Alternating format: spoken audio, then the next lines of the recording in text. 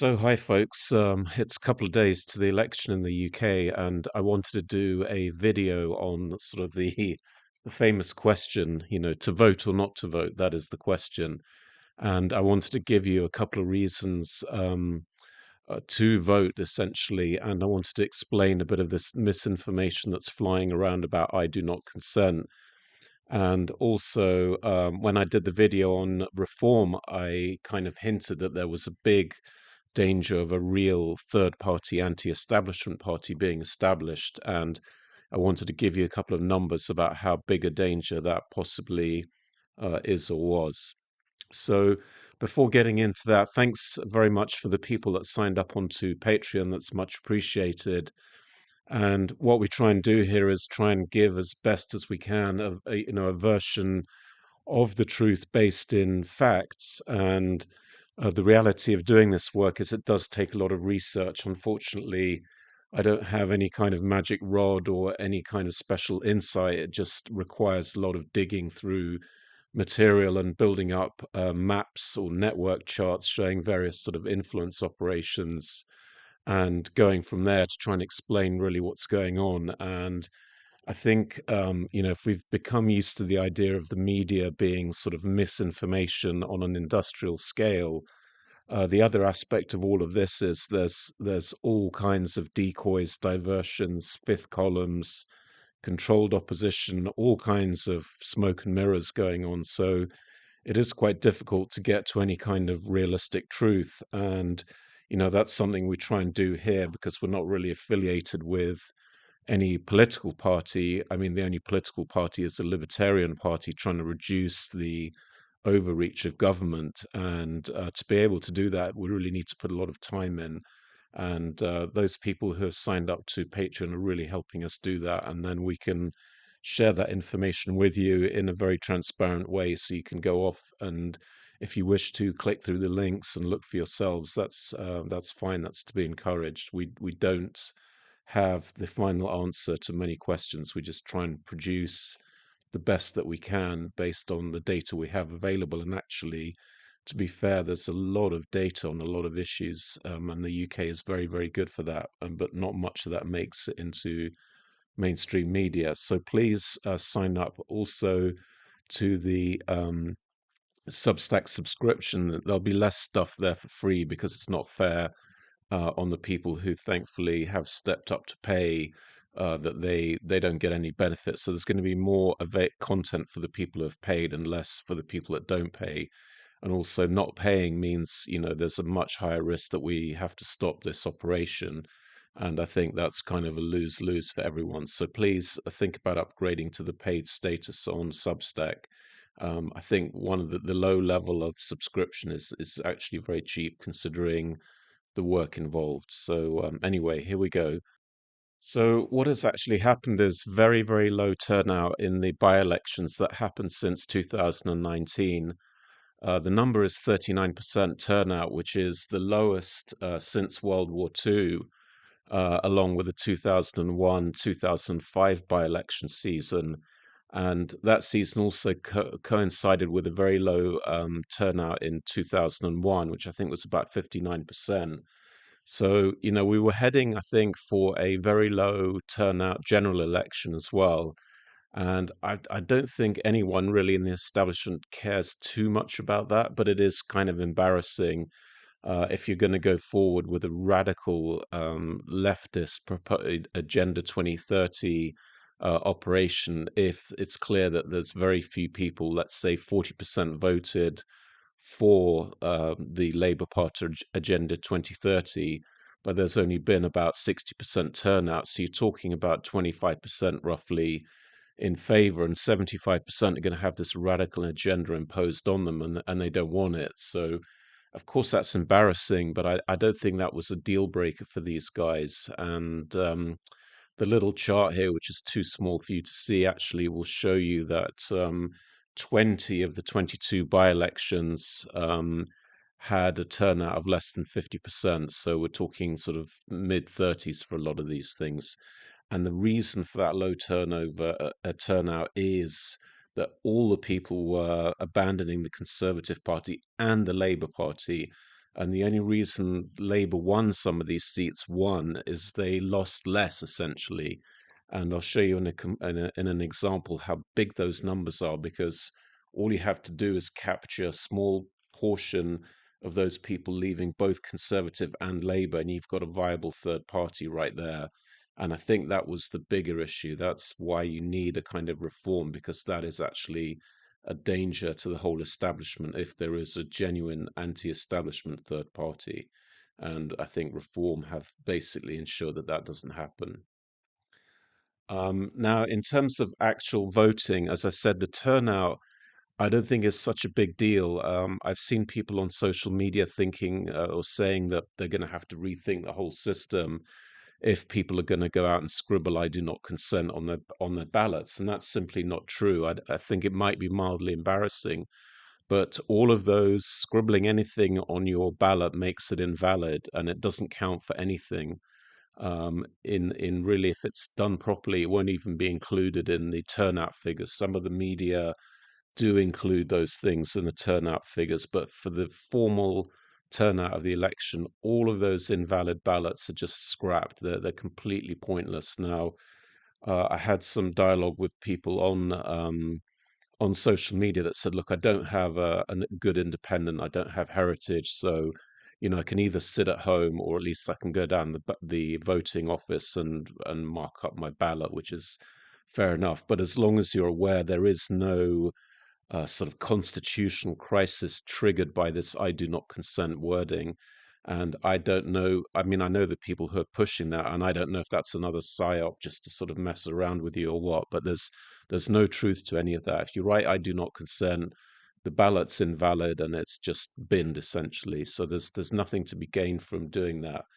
And the real thing we should be doing, in my view, is to support the people that actually oppose the COVID tyranny and those independent candidates. That's really long term the only way out of this mess of choosing between establishment fronts. And I'm realistic that that's kind of a pipe dream today, because the votes that independents often get are very low, and those anti-establishment parties obviously never get any traction in the media, and they're not going to get a huge number of votes. So this is a big hill to climb, but I think it makes sense to take the steps and start climbing that hill rather than just be stuck in this choice of establishment fronts going on forever, essentially. So, and it also provides encouragement to these guys to continue what they're doing, without which I think a lot of them will just chuck it in, because it's pretty well a thankless task.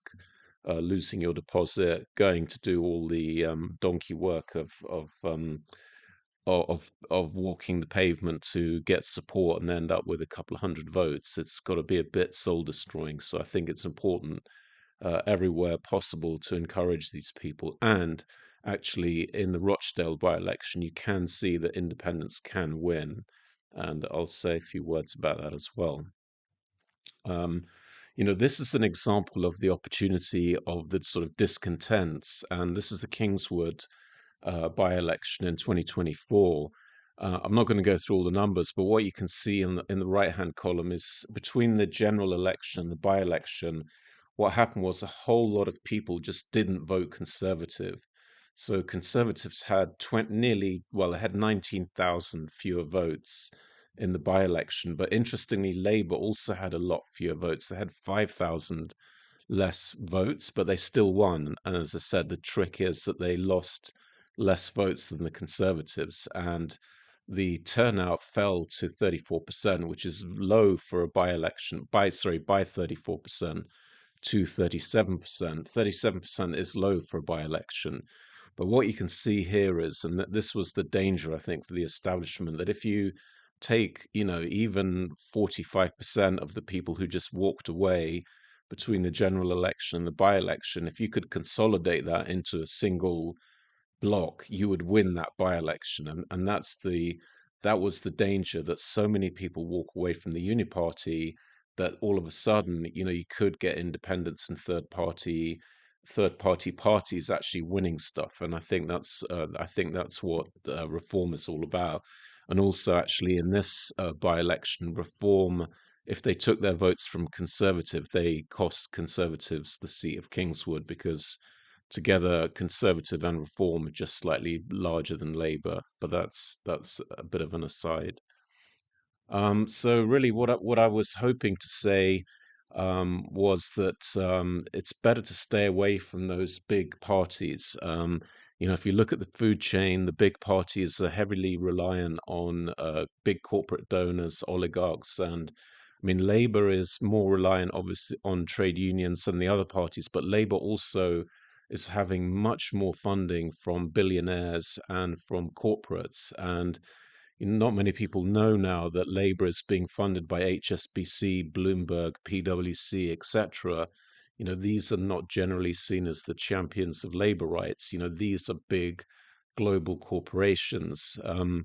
And at the bottom of the food chain are basically the citizens for these big parties. They're much more about funding and spending big bucks on marketing campaign than they are about representation, in my view. So, wherever possible, try and get as far away as possible, I would say, from the big money and go with the independents and the anti-establishment parties. And you can see in this thing here, this is the weekly donations to political parties in the run up to the election. And amazingly, Labour is pulling in about 80% of all the donations to all the parties.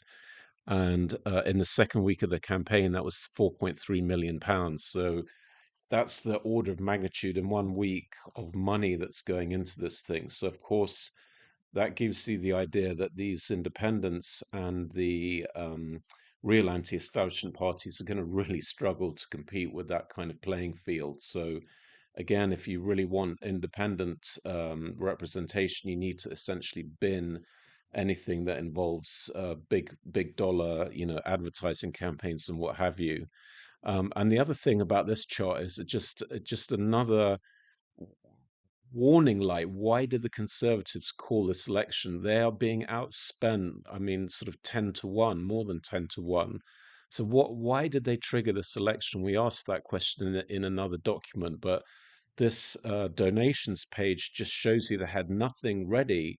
If they called this election and had 10 times more money to spend than Labour or 10 times more donations, it might make sense, but they don't. So it's just another mystery on top of all the other mysteries of getting soaking wet, of announcing the worst ever net migration figures, etc., etc. What were they thinking of in doing this? But this is another massive own goal, and it just keeps playing into the idea that they threw this election, really. So that's also what the kind of money shows. Um, and again, it's a bit the same message here that when push came to shove in COVID, and the government instituted national-wide tyranny and completely cancelled the most fundamental rights of the people, including the right to sort of habeas corpus, to arrest without trial or charge, to informed consent. When the government took all that stuff away, it was only the people that stood up. And if you remember it, if you were part of any of this, and I was lucky enough to go to a couple of these, there was no media coverage at all, nothing on social media. So you didn't have the approved opposition, Russell Brand, making the slightest bit of effort to interview anyone here, make any videos about anything. It was all absolutely whitewashed out of all the mainstream and this so-called alternative media as well. And of course, none of these Reform UK or anybody else lifted a finger to help in any of this.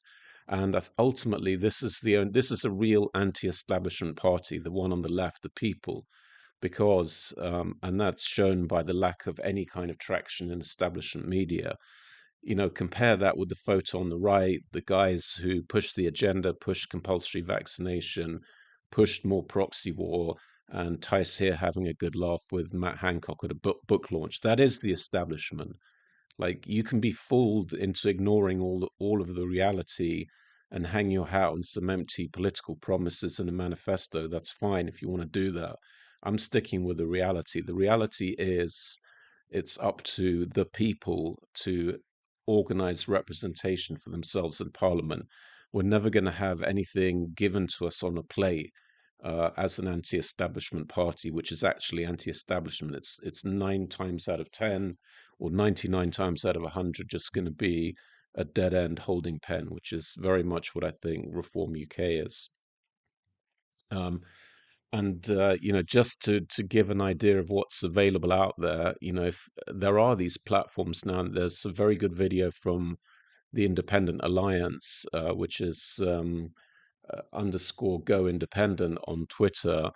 Look at this video; it's really interesting. I thought it was a great video. It's calling out this sort of air of permanent crisis, which is being used by the deep state to funnel enormous amounts of money to vested interest and make us all poorer. I think that is actually the game plan now for whatever reason. You could argue it's the nanny state just caring for us so much that they have to sort of crush our liberties and spend all our money. Or you can argue it's a deliberate sort of oligarch way of funneling money out of the people and into vested interests. So, whichever way you want to argue it, that is the reality. And they've produced a nice video on this. And organizations like this are available for anybody that wants to go forward and put their names forward for being a candidate in any kind of election. So, have a look, sign up if you think it's worth signing up to. But again, the message is it's only regular folk that are going to stand up for individual liberties. None of these oven ready parties with big money behind them are going to do that. That's just, an unfortunate fact. So, we were able to mobilize, or I don't even know who did it, but somebody very cleverly mobilized all those people to go to all those protests over lockdowns. And it's going to be the same kind of spirit, the same kind of people that are going to have to mobilize to protect liberty and stop government overreach. It's never going to be handed to you on a plate, I think, is the bottom line. Um, so, just wrapping up, this is really where I think we're at. I mean, I'm a libertarian, so I believe in inalienable rights of life, liberty, and the pursuit of happiness. And that's inalienable in the sense that it's not given to us by government, it's ours. And the government doesn't have any right ever to take those things away. And what we've seen over the last, I don't know, at least 20 years has been a gradual process of statism where every one of your rights is actually just a kind of favor that the government grants you that they can take away at any moment with a crappy, stupid spreadsheet model or a made up crisis or who knows what else.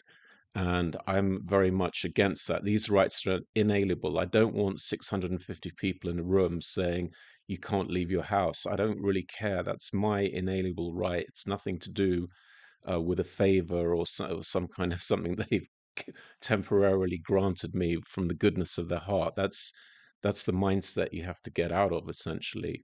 But that's the mindset we're in now. The guys in government clearly think they have a mandate for imposing these top-down, totalitarian, crazy solutions like net zero. If you actually understand net zero, you'll understand it's really a dictatorship. If you look at the carbon budget, every aspect of your life is completely regulated, literally everything: what you eat, where you go, how you heat your home, how you build your home. I mean, literally everything there is regulated, and including the whole issue of meat. If you actually look at the sixth carbon budget, you can see they're intending to eliminate lots of livestock, and they're intending to eliminate grazing land. It's all in there if you look through it. So that's where we are now. And I think to get from here to there, which is what I'm kind of interested in, I don't think the spoiled ballots are going to do it. I don't think that's going to make any difference. Might be mildly embarrassing, but nothing really. Backing the people that supported tyranny. So COVID was the Milgram experiment, and a bunch of people, basically everybody in the political media class, failed that experiment. They all jumped on board with tyranny. So actually supporting those same people, like the Richard Tices, I think is completely nuts, to be honest. And then the big corporate money parties like, well, now Labour as well, that's not going to do it. In fact, Labour's going to make this worse. If you're a libertarian, Labour is the least liberal party probably ever in history. So, and I think Peter Hitchens has highlighted that they intend to make that sort of tyranny permanent through various constitutional reforms, which is also correct. So that's not the way. The only really way to go is obviously to back the people who oppose the tyranny. That's the Heritage Party, ADF, various independents, and so forth, and back the people in those Oxford Street rallies. Those are the only people that really have an interest in protecting their own liberty. Anything else is a dead end in my view. So I'm definitely encouraging people to vote. If you've got no one to vote for, we all need to think about stepping up and nominating ourselves, because I think that's the only way out. Like I said, it's going to take a long time, but it's a 10-mile journey starts with one step. So it's maybe worth thinking about for sure. The other options, I think, are complete dead ends, really, for fixing this tyranny that we're getting ourselves into. So thanks very much. Hope you enjoyed this. Please think about going over to Patreon, and thanks to the people that signed up or buy me a coffee. As I've said before, we don't just do videos and tweets and what have you, which I'm not really sure is worth paying for, to be honest. We do more than that. We do campaigning. We've been involved in the whole care home vaccination issue. We've had a lot of correspondence with MPs about that. We platform important scientists. We platform politicians. We platform grassroots activist Francis O'Neill and others. So this is a lot more than just coming on here saying isn't everything terrible and walking away. We do a lot more than that, and I think that is worth funding. So if you get value from what we do, please think about signing up. So if you get value from what we do, please go over and sign up. And in the meantime, do not stay safe, stay free. Thanks. Bye.